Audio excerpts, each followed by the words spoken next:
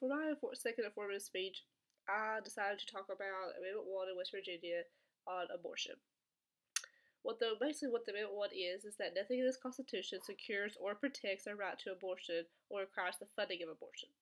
That basically means that abortion is not illegal in West Virginia. It's just stating that it will no longer be funded in West Virginia. So meaning that a person would have to pay for the abortion themselves.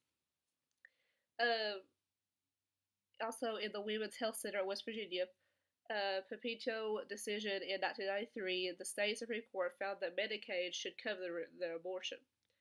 Justice Margaret Workman, who was recently impeached by the same legislator that voted to put this amendment on the ballot, wrote in the opinion that denied Medicaid coverage of abortion discriminated against poor women. And that means that, like, he thought that women who are poor and didn't have a high salary or any kind of job should have that help of getting an abortion, and that the state should help them pay for them to have an abortion. Since then, West Virginia Medicaid has paid for abortions for women that had a low salary in 2017, and they had to make at least $17,000 annually.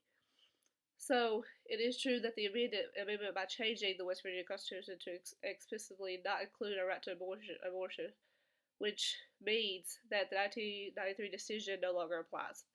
So that poor women or any women who get an abortion in West Virginia, it's going to be very hard for them to get one, and they would more than likely have to pay for it themselves instead of insurance covering or tax paying. The movement is not all about Medicaid and taxpayer funding. Lawyers and other people active in abortion access, the anti-abortion movements know that changing the guiding document for the state of West Virginia's government, the Constitution does more than change one court case.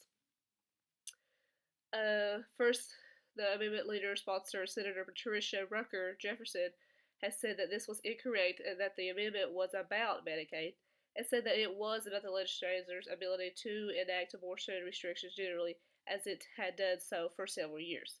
So she thinks that it should stay the way it is and that it had no impact on anything else. There should have been no change. Third, this amendment is modeled after a Tennessee amendment, and it passed in 2014, which had nothing to do with Medicaid or the function of even having an abortion, as the state several hours south of here does not and has never had Medicaid-funded abortion.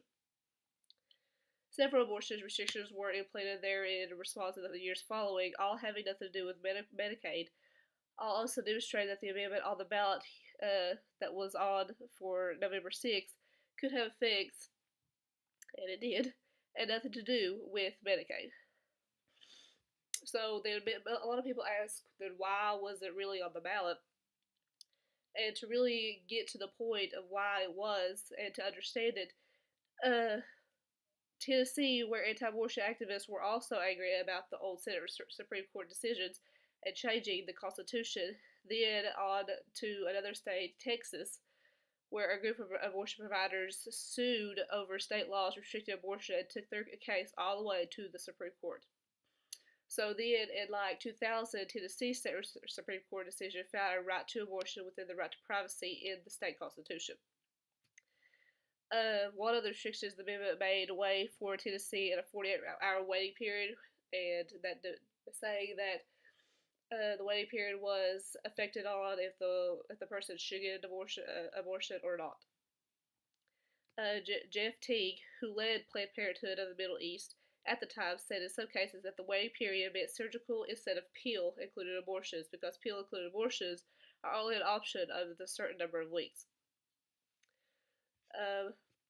More on about this, I have written down, is that